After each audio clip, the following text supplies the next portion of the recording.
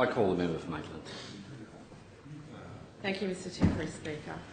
Imagine for a moment that you are a 93-year-old woman and you live alone. You've lived in the same house that you've lived in with your husband for the last 20, 50 years. He's since passed away. You're a passionate woman, still with a strong accent that you brought on the ship when you first came to this country many years ago. You fight isolation every day of your life. You don't live in the same village that you were born in. You're on your own. You force yourself to go out, you spend some time in the community, having coffee, seeing your doctor, doing a bit of shopping. You're proud of the beautiful trench coat that you wear to your local member's office. You bought it many years ago because you know that quality never goes out of style, and it never does. You have a few friends who are still alive, and you like to go out. And up until the 26th of December last year, you could leave your house to spend some time with them by going down to catch the train to Newcastle, to walk along the foreshore and perhaps have some fish and chips from that iconic Newcastle restaurant, Scratchleys. You catch a bus from the train station, it's getting harder each day, and now you have to wait for the bus to come along and pick you up from Hamilton. Imagine for a moment you're a 15-year-old boy from Thornton. On those hot, humid Maitland summer days, you long to catch a wave at Newcastle Beach. Your parents work really hard in small business, and sometimes on the weekends and during the holidays, they don't have time to drive you to the beach. So you think about how good it would be to take your surfboard down to Newcastle Beach.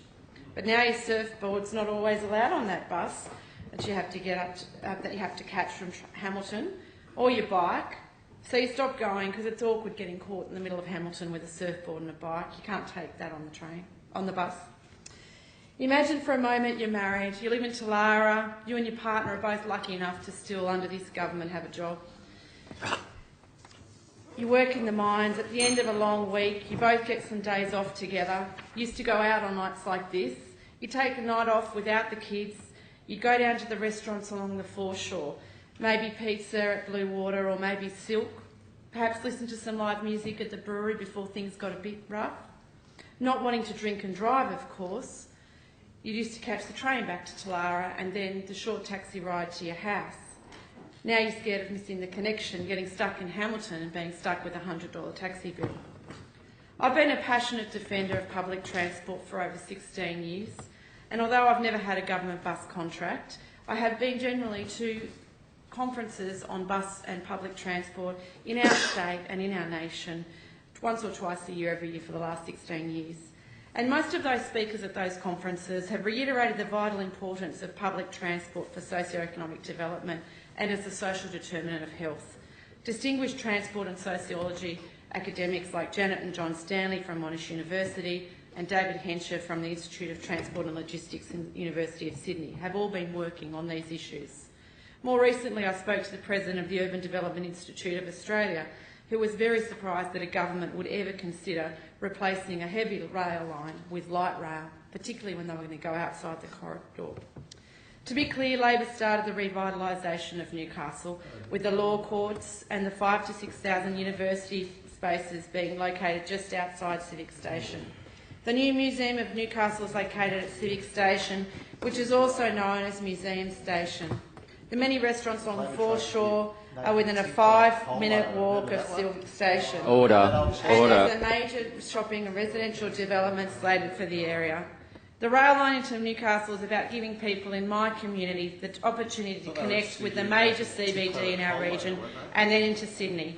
It's about connectivity, it's about transport and ultimately people. And I'd like to take this opportunity to thank Save Our Rail and particularly Kim Cross and Joan Dawson for their long-term and sustained efforts in maintaining their campaign to save our rail over such a long time. The government has unlawfully ripped up essential rail infrastructure with no alternative in place. For all his talk of mandates, the Premier's been very silent since the election on the rail line. It was going to be a referendum on the rail. That's what Baird promised. He's implemented one referendum yesterday. Order, members. He has Please, implemented the member will be heard in silence. One of his mandates that he claimed yesterday. How about he implement this one? Look at the swings for you country members. in your seats where you've lost up to 20%, particularly you, member for Upper Hunter, and think about that. I call the member for Oxley. Thank you, Mr Assistant Temporary